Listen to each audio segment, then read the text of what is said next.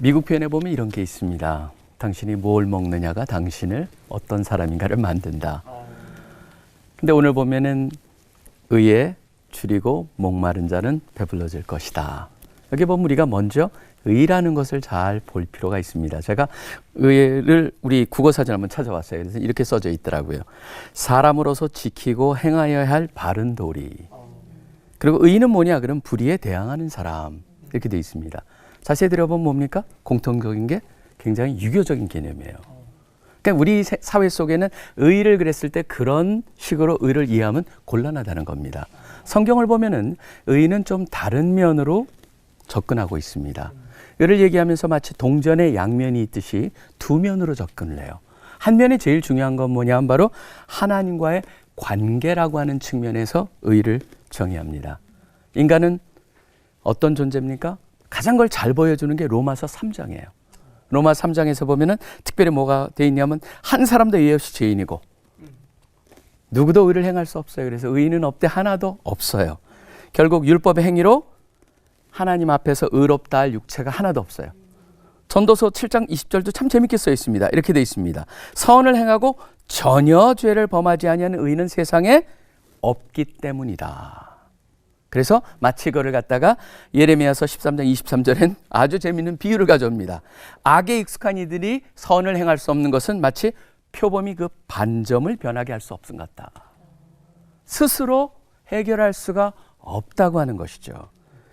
하나님께서만이 해주실 수 있는 거예요. 하나님의 관계라는 측면에서는 하나님께서만이 바로 우리의 의로운 관계를 하나님이 회복을 시키실 수가 있다. 그래서 하나님이 죄를 알지 못하신 이를 우리를 대신하여 죄로 삼으신 것은 우리로 하여금 그 안에서 하나님의 의가 되려 하려 하심이라 라고 되어 있습니다. 고린도 후서 5장에 나오는 말씀이죠. 결국은 저는 기독교랑 다른 종교랑의 차이가 근본적으로 여기에 있다고 생각합니다. 모든 종교가 뭐라고 합니까?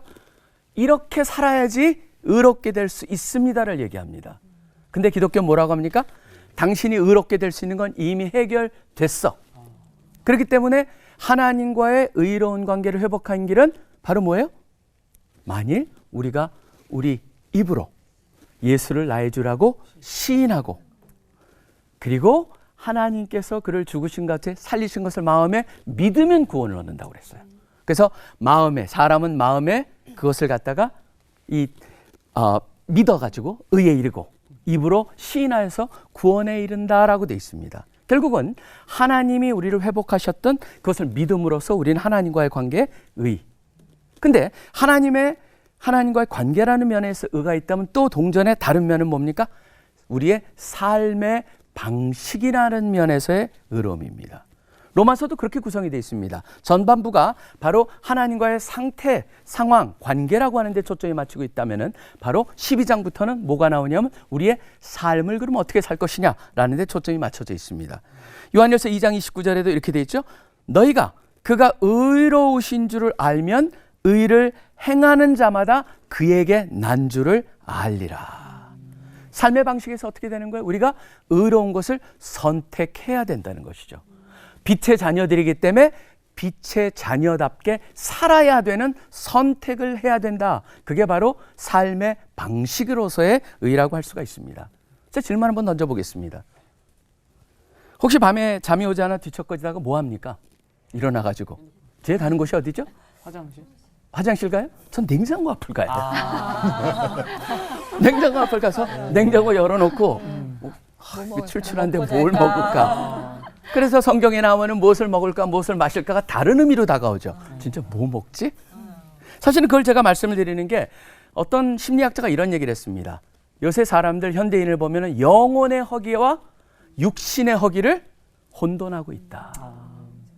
영혼이 허기지었는데 거기다 뭔가 먹을 것으로 채워놔가지고 허기가 충족될 것이라고 여긴다고 하는 것이죠. 근데 이런 속에서 의에 줄이고 목마른 자라는 말씀, 저는 이것을 결국은 뭡니까? 인생이라고 하는 건 많은 사람이 무의미, 무목적 그런 속에 살아갑니다. 실제로 많은 사람들이 어떻게 살아가요? 말초신경을 자극하는 육신의 정욕, 그것을 채우려고 하고, 어떤 사람은 명품 등으로 뭔가 치장하는 안목의 정욕, 어떤 사람은 내가 월급 이 정도 받아. 그 다음에 나는 내가 이런 위치야. 라고 하는 이생의 자랑. 그것이 바로 인생의 목적이 되어버린 것이 있죠. 그것이 목적이고 거기서 의미를 찾는다면 뭡니까? 그런 사람은 결코 그것이 허기가 목마름이 채워질 수가 없다라고 하는 것이죠. 그렇다면 의에 줄이고 목마른다는 건 무엇일까요? 저는 그것을 갖다가 어떻게 보길 원하냐면 결국은 삶의 우선순위의 문제라고 봅니다. 삶의 우선순위에 결국 우리가 가장 소중하게 여기는 것에 가장 많은 시간을 투자할 것이고 자원을 투자할 것이고 가장 관심을 가질 것이죠. 그렇기 때문에 먼저 그의 나라와 그의 의를 구하라. 그리하면 이 모든 것을 너에게 채워주리라 라고 하는 그 말씀. 결국 나의 수많은 선택 속에서 어떤 것을 선택하고 어떤 것을 하기를 원하느냐에 따라서 하나님께서 그것을 하는 그 자들에게, 그런 사람들에게 결국 영혼과 마음을 풍족하게 하는, 그래서 영혼의 허기를 채워줌으로써 다른 모든 영역 속에서 축복이 넘쳐나게 만드실 거라고 믿습니다. 우선순위에 고민하시는 여러분들이 되시길 간절히 축원합니다. 기도하겠습니다. 하나님 아버지 감사합니다. 우리를 자녀 삼아 주시니 감사하고 무엇보다도 우리를 의롭게 하여 주시니 감사하고 또 의를 걸맞는 삶을 살고자 하는 마음을 주시니 감사합니다. 이제는 성령님 쫓아서 주님 생각하시고 주님이 기대하시는 그런 올바른 선택을 하는 우리 모두 되게 하여 주시옵소서. 모든 기도 예수 그리스도 이름으로 기도합니다. 아멘.